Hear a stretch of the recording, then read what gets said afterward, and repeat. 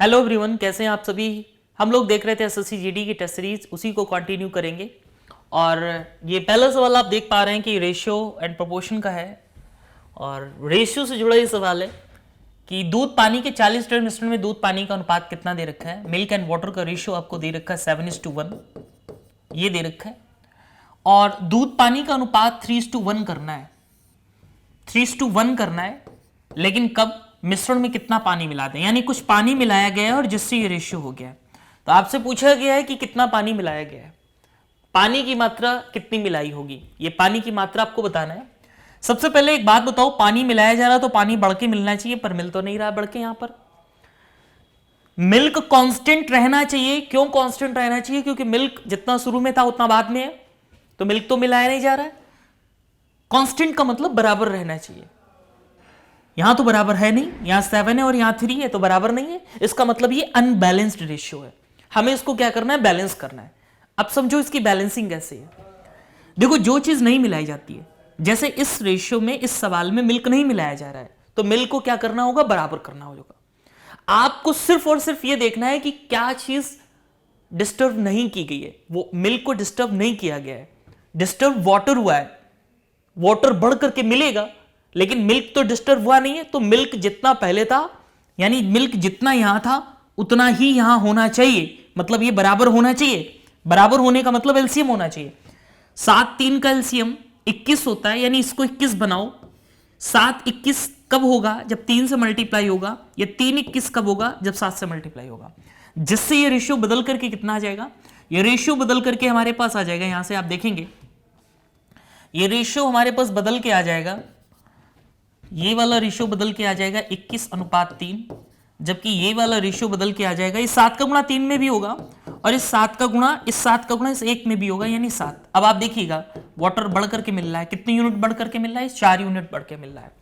Unit क्यों बोल रहे हैं? क्योंकि रेशियो को जब भी जोड़ते हैं घटाते हैं आंसर यूनिट में देते हैं। जैसे ये रेशियो है ना, 3 से 7 हो गया, यानी 4 यूनिट बढ़ गया। इस 4 की वैल्यू बतानी है।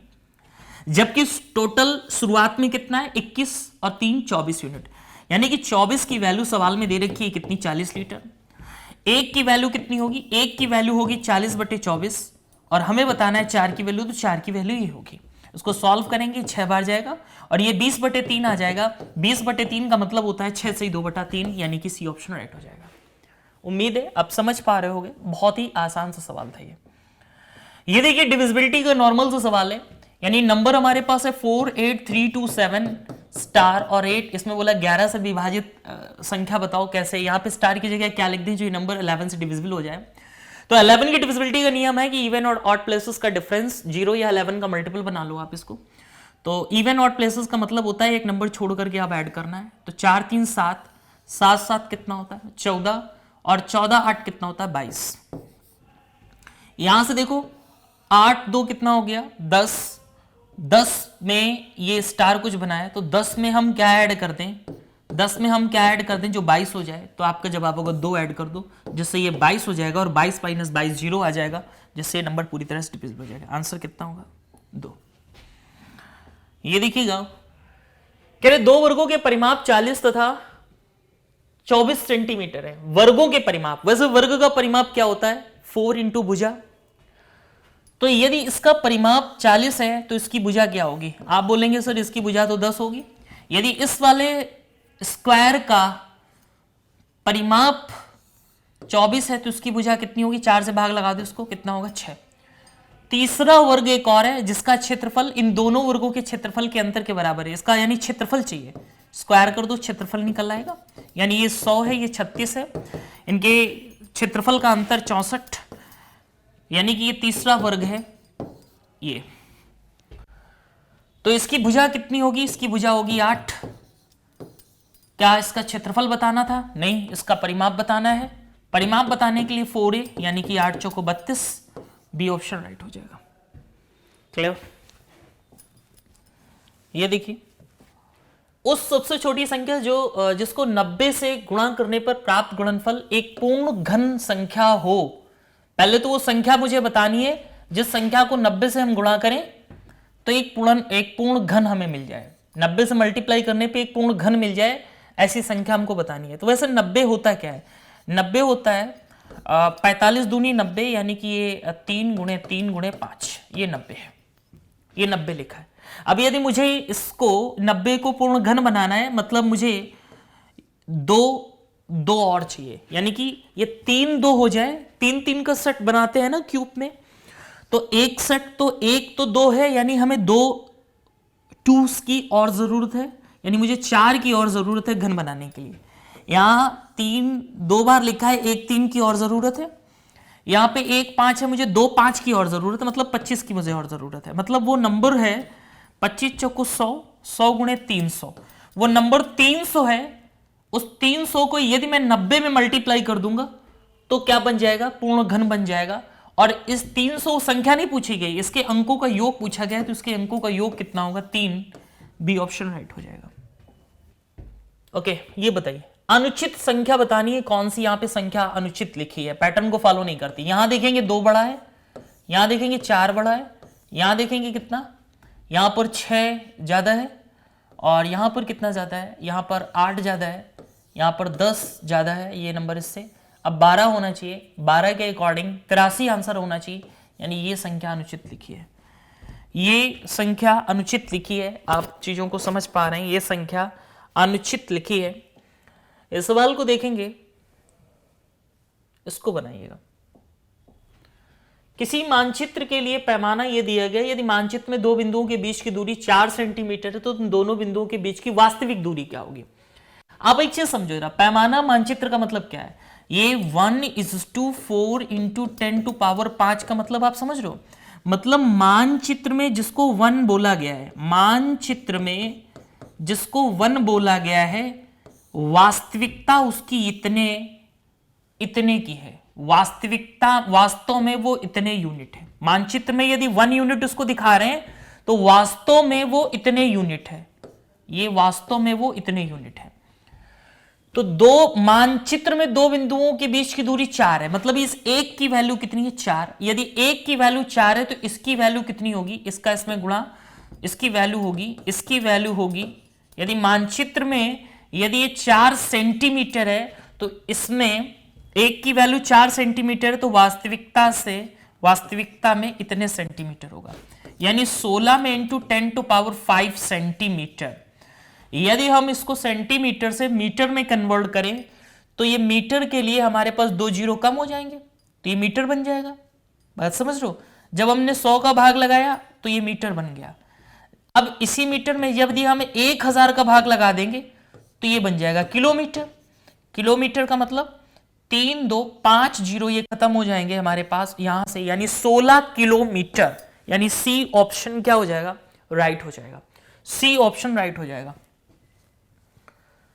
ओके, ये संख्या, ये सवाल देखो जरा, इस सवाल को कैसे बनाएंगे आप। m⁴n बराबर इतना, तो इसका मान बताओ, तो यानी कि हम इसको लिख सकते हैं, यदि ये m⁴n है तो ये 11⁻2 है, यानी m का मान हमारे पास आ चुका है 11 और n का मान आ चुका है 2। यदि कहानी कुछ ऐसी है, तो यहां वैल्यू यदि हम रखें, तो m-1 यानी 10 की पावर आ जाएगा कितना, 3, यानी कि 1000, यानी डी ऑप्शन राइट हो जाएगा।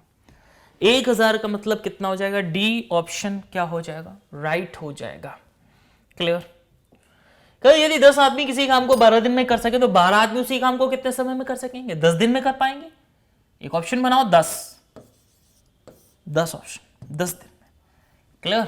ये देखो, ABC किसी काम को 10 20 30 इतने दिन में कर सकते हैं, यानी A किसी काम को कर सकता है 20 डेज में, B कितने दिन में कर सकता है, 30 दिन में कर सकता है, और C कितने दिन में कर सकता है, C कर सकता है उसको 60 दिन में।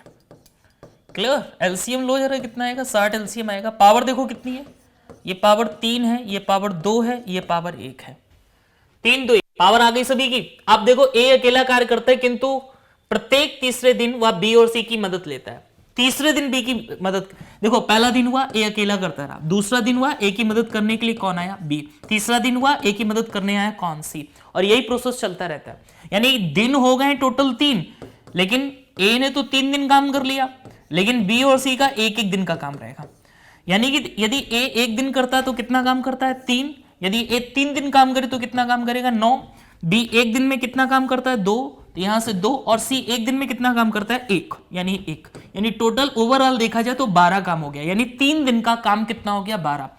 अब आप इस चीज को समझना, यदि 3 दिन का काम कितना है 12, यदि 3 दिन का काम कितना है 12 और काम मुझे करना कितना था, काम करना था इन तीनों का एलसीएम यानी 60, तो क्या करें 5 का मल्टीप्लाई कर देते हैं, तो 15 दिन में पूरा का पूरा 60 काम डन हो जाएगा। आंसर कितना आ जाएगा 15।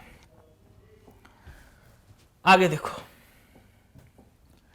ए भी अकेले किसी कार्य को इतने इतने दिन में कर सकता है, ठीक है यार, ए कितने दिन में कर सकता है 9 दिन में, बी कितने दिन में कर सकता है 18 दिन में। पहले काम जानो कितना है, काम है 18, क्यों, क्योंकि इनका एलसीएम इनका काम होता है, ये 2 और ये कितना 1। इस स्पीड का रीजन एक और है, क्योंकि इस तरह के सवाल हम लोगों ने बहुत सारे किए, टेस्ट सीरीज में ही बहुत सारे सवाल आए हैं। उन्होंने एक साथ मिलकर कार्य किया, किंतु कार्य पूरा होने से 3 दिन पहले कौन चला गया, ए, बुला लो उसको, मत जाने दो। कितना काम छोड़ के गया 36, काम था कितना 24, कहीं नहीं जा रहे अभी ये, 2 और 1 3, 3 की पावर से काम करेंगे, दिन कितने लगेंगे 8, यानी कि बी ऑप्शन क्या हो जाएगा राइट हो जाएगा, बी ऑप्शन क्या हो जाएगा राइट हो जाएगा। क्लियर। ये देखो, बोले वृत्त की परिधि 100 सेंटीमीटर, वैसे वृत्त की परिधि होती क्या है 2 पाई आर, वृत्त का यानी सर्किल का सरकमफ्रेंस क्या होता है, सरकमफ्रेंस 2 पाई आर, और इसकी वैल्यू कितनी दे रखी है 100। तो मुझे बताओ 2r की वैल्यू कितनी होगी, 2r की वैल्यू कितनी होगी 100 अपॉन पाई, बोलो होगी या नहीं, 2r की वैल्यू कितनी होगी 100 अपॉन पाई।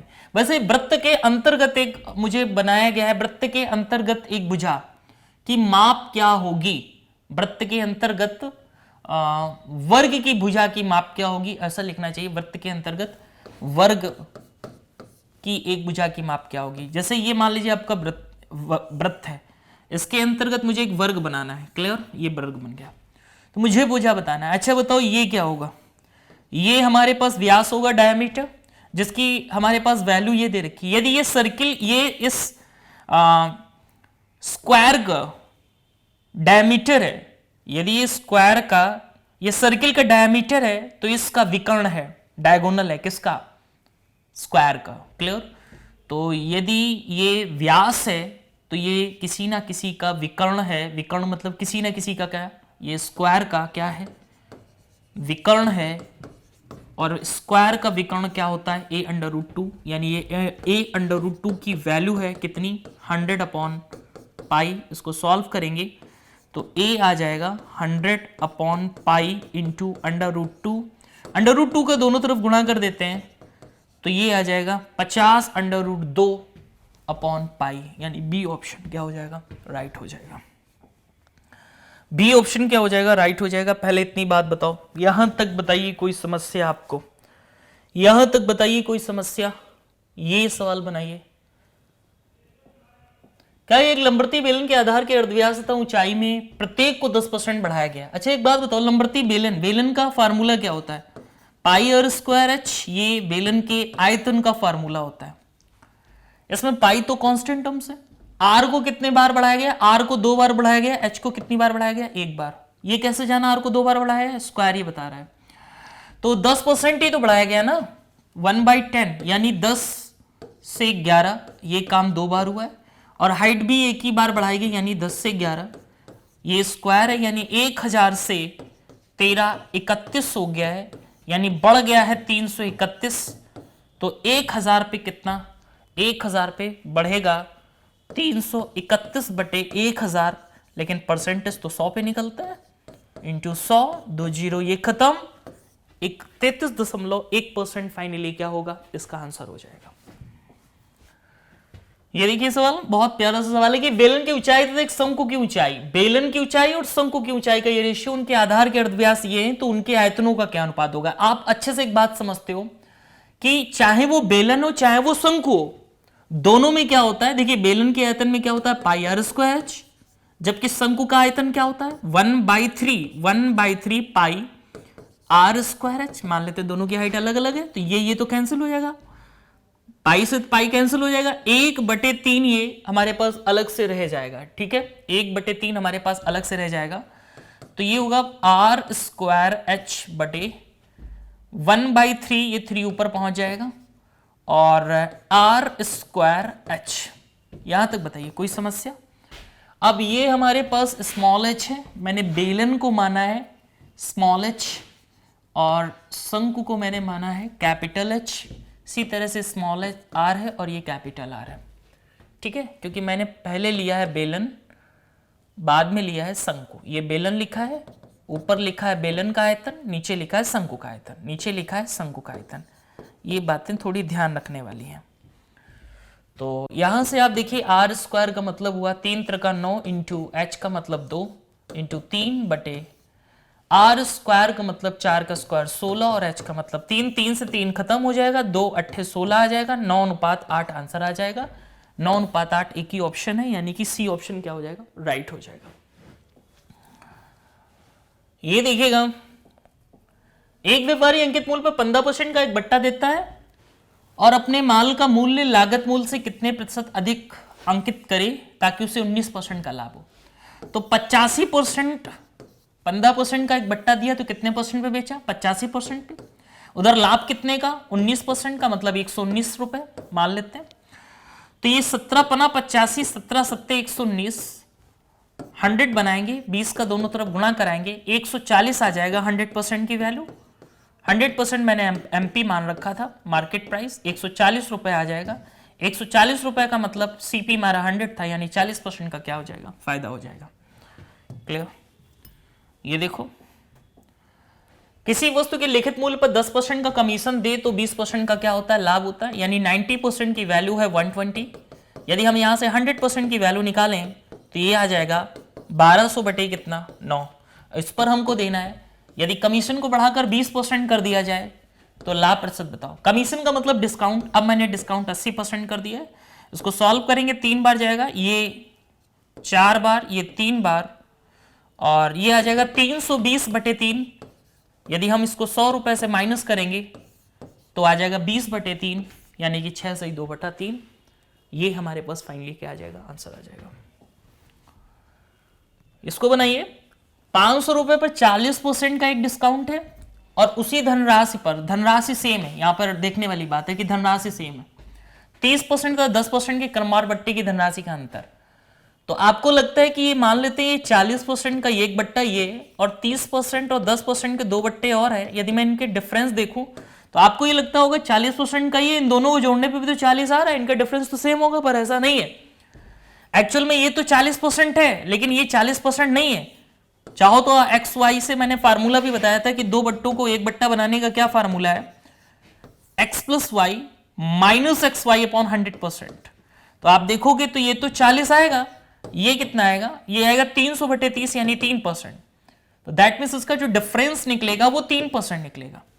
तो 3%, 500 का 3% कितना होता है, 15 रुपए। फाइनली आंसर आ जाएगा।